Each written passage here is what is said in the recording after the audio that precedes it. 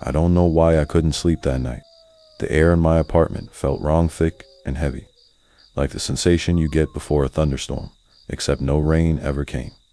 My breath felt louder than it should in the suffocating quiet. Shadows stretched unnaturally across the walls, dark pools that seemed to ripple when I looked at them for too long. Even the faint hum of the air conditioner seemed to waver, as though it, too, was hesitating. The clock's numbers glowed faintly. 3:15 a.m., the witching hour. I'd never put much stock in superstitions, but sitting there in the dim light of my desk lamp, I started to second-guess myself. The lamp's glow seemed muted tonight, unable to push back against the oppressive darkness in the corners.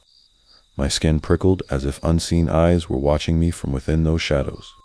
I rubbed my arms, trying to shake off the feeling, but it clung to me like static electricity. Scrolling through my phone didn't help. The blue light from the screen hurt my eyes, and the silence felt louder with each passing second. My palms grew damp, and I wiped them on the blanket draped across my lap, the fabric rough and grounding. My chest felt tight, and I told myself to calm down. "Just another sleepless night," I whispered. The sound of my own voice startled me. It sounded small, fragile, and then, breaking through the stillness, came the sound. Knock, knock, K-N-O-C-K. It wasn't the faint kind of knock you'd imagine. Might come from distant neighbors or a passing breeze. It was deliberate, 3 sharp, echoing thuds that reverberated through the apartment. My body stiffened, the sound cutting through the quiet like a blade. My ears strained for more, desperate to make sense of it, but the silence that followed was absolute. The kind of silence that presses against your skull, making you acutely aware of your own heartbeat. K-N-O-C-K.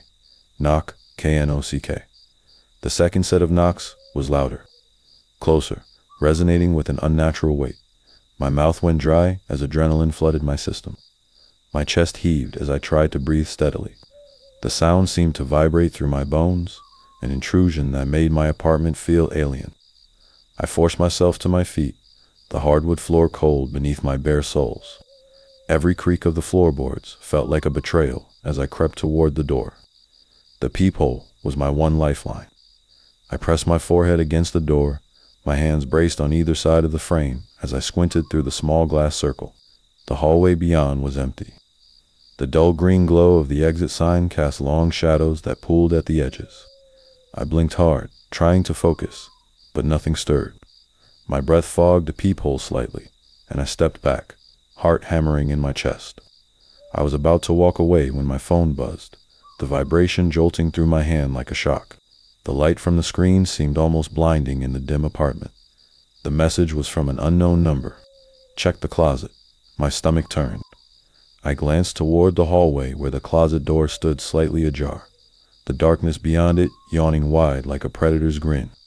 I hadn't opened that door in weeks, but now it felt alive, the crack of shadow pulling my attention. I typed back with trembling fingers. "Who is this?" The response came almost instantly. "Don't ask." The phone slipped from my hand onto the couch. The silence returned, heavy and oppressive, and my body felt disconnected from my mind. My hands shook as I wiped them again on the rough fabric of the blanket, the sensation doing little to steady me.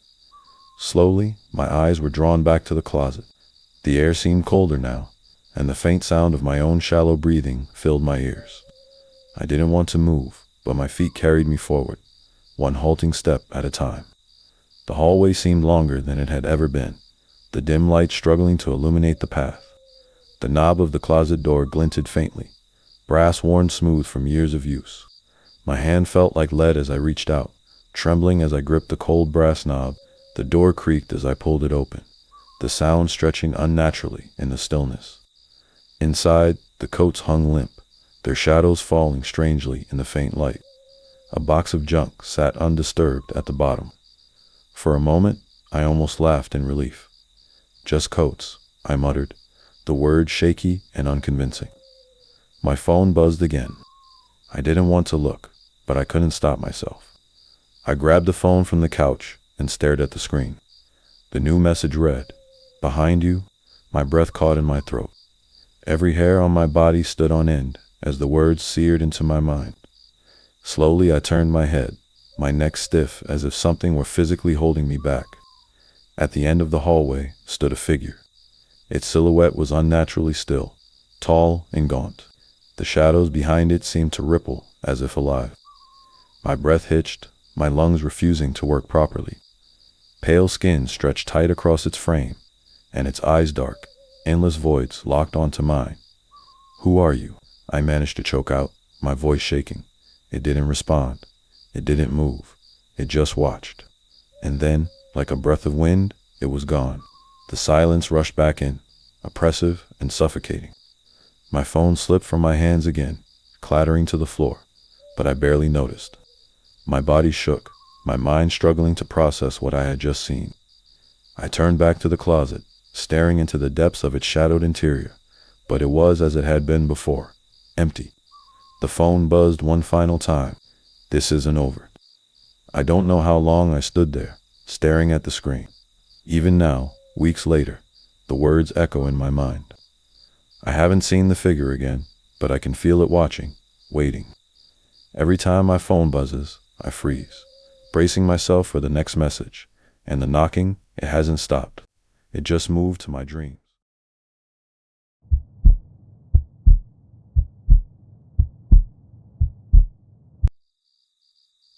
I was 10 years old the first time I felt truly afraid. Not the fleeting fear of a bad grade or the imagined monsters under my bed, but a bone-deep terror that stayed with me long after. My parents had gone out for the evening, leaving me alone for the first time. "We won't be gone long," my mother said, kissing my forehead before leaving. I watched their taillights disappear, the quiet of the house settling in like a heavy blanket. At first, the freedom was thrilling. I sprawled on the couch, popcorn in my lap, flipping through channels without anyone to stop me. The house, though, felt different without my parents, in it bigger, quieter, almost hollow. Every creak and groan of the old wood seemed sharper, more deliberate, as if the house itself were listening to me. The wind outside grew stronger, rattling the windows. I tried to ignore it, focusing on the glow of the TV and the canned laughter of a sitcom. But even that felt misplaced, too cheery against the backdrop of an eerie, creeping stillness. The popcorn turned stale in my mouth, and I found myself glancing at the darkened windows more and more. The clock on the wall ticked its way to 9:23 p.m., but it felt much later. Shadows stretched long across the floor, distorted by the dim yellow light of the lamp on the table. I told myself this was normal. This was what being home alone felt like. But the blackness pressing against the windows made it harder to breathe. Then it happened. At first I thought I imagined it a flicker of movement, so faint it could have been nothing. My stomach tightened as I sat up straighter, staring at the window. Outside was nothing but ink-black darkness. The wind shook the branches, and I told myself that was all it had been, just the wind. But then I saw it again. This time it stayed. A pale face pressed against the glass, features blurred by the smudged pain. My breath caught in my throat as I froze, unable to look away. It was gaunt, with hollow eyes and an unnatural smile. It didn't move or blink. It just stared, unrelenting, like it was waiting for something. My chest tightened, panic climbing up my spine. I wanted to scream for my parents, but they weren't there. I was alone. The realization hit me like ice, freezing me in place. My hands clutched the couch as I scrambled for an explanation. A prank, a neighbor, a trick of the light. But deep down, I knew it wasn't any of those things. The face tilted slightly, almost as if amused. The faint glow of the television glinted off its eyes, making them look like polished stones. It raised a hand slowly, pressing long skeletal fingers against the glass. The faint tap-tap-tap that followed sent shivers racing down my arms. My legs felt like lead as I sat there, paralyzed. The lights flickered suddenly. The lamp sputtered before plunging the room into complete darkness. The television turned to static, the grating sound filling the space and drowning out my ragged breathing. My heart raced as I stared into the dark, unsure if the face was still there. Then the lights returned, and the window was empty. I sprang off the couch, grabbing the cordless phone from the table. My fingers fumbled over the buttons, and before I could dial, the wind outside stopped abruptly. The silence in the house was unbearable, wrapping around me like a heavy weight. I strained to hear something, anything. That's when the tapping started again. This time, it wasn't at the window. The sound came from the back door. I turned slowly, my entire body screaming for me to stay still, to not look, but I couldn't help it. The kitchen door creaked slightly, swaying with the faint draft. The tapping grew more deliberate, steady, and patient, like it was waiting for me to come closer. My hands trembled as I clutched the phone to my chest. "Go away," I finally shouted, my voice trembling and cracking. The tapping stopped. The silence that followed was crushing, heavier than before. My ears strained for any sound, my pulse thundering in my ears. Then the doorknob rattled once, and a single sharp knock echoed through the house. When I finally worked up the courage to look, the back door was locked. The porch outside was empty, illuminated by the faint glow of the patio light. But there, on the glass, was a handprint, pale, skeletal, and far too large to be mine. Even now, years later, I still feel its stare when the wind rattles the windows.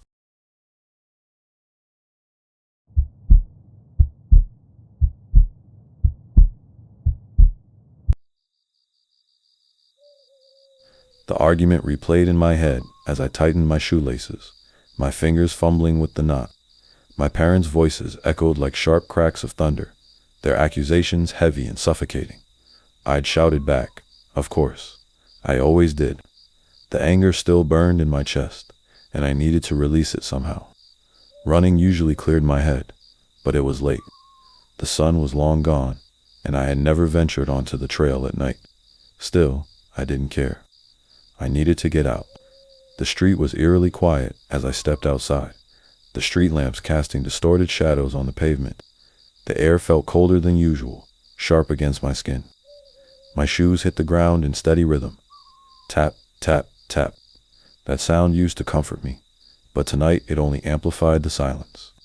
I kept my eyes down, focusing on the movement of my legs as I made my way toward Cedar Trail, the familiar route I'd run countless times before. As I approached the trailhead, I hesitated. In daylight, Cedar Trail was peaceful, even beautiful. The trees framed the path like a cathedral, sunlight streaming through the branches. At night, it was something else entirely. The entrance gaped like a black hole, the skeletal outlines of the trees swaying lightly in the breeze. I could hear the leaves crunching underfoot as I stepped onto the dirt path, but the sound seemed too loud, unnatural. I picked up my pace, the beam from my phone's flashlight bouncing with each stride. Without the daylight, everything about the trail felt foreign. The usual rustle of animals in the underbrush was absent, replaced by a stillness that seemed to hum in the air. Even the wind felt wrong, brushing against my neck like a cold breath.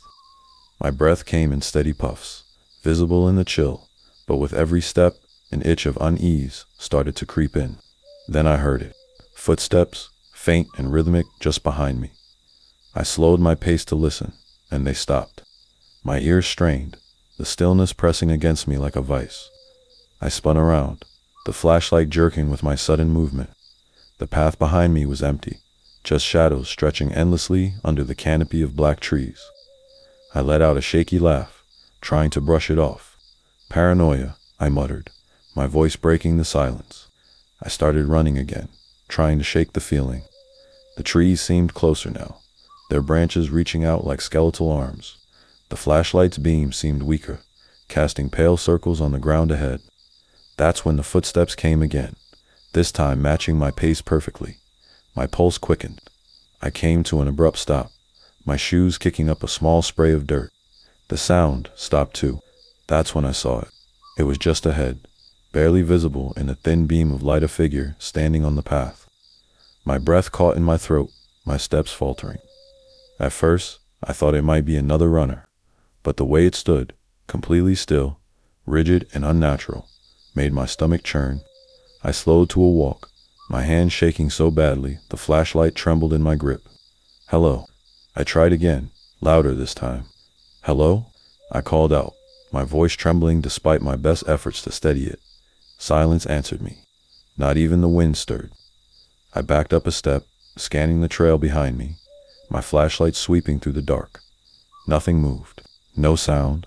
Just the weight of the silence pressing on my ears like cotton. I took a deep breath and started running again. Faster now. The figure tilted its head, as though in response. I froze. It was too dark to make out its face, but its silhouette was sharp, angular, and wrong. My flashlight flickered briefly, the shadows around the figure shifting as though they were alive. When the light steadied, it was gone. The trail ahead of me was empty. My chest tightened, and my breath came in short, panicked gasps. I turned and bolted, my legs pumping harder than they ever had. My lungs burned, and the cold air sliced through my throat, but I didn't care. The trail blurred as I sprinted, the trees a tunnel of darkness closing in around me. The footsteps returned, louder now, pounding in perfect sync with mine. I didn't dare look back. My flashlight slipped from my hand, crashing to the ground and plunging me into darkness. I stumbled, but kept running, the light from the trailhead a distant pinprick of salvation. My ears were filled with the cacophony of footsteps, mine and theirs, and the blood rushing through my head. The sound was too close, too fast. I burst out onto the pavement, collapsing onto the curb as I gasped for air. The world felt disjointed, unreal. The street lamps above buzzed faintly, the neighborhood silent. I turned back toward the trail, half expecting to see the figure step out of the trees. But there was nothing, just a quiet, empty path. My body was shaken as I sat there, trying to collect myself. That's when I noticed it. My flashlight, the one I'd dropped, was clipped neatly to my running belt. I hadn't put it there.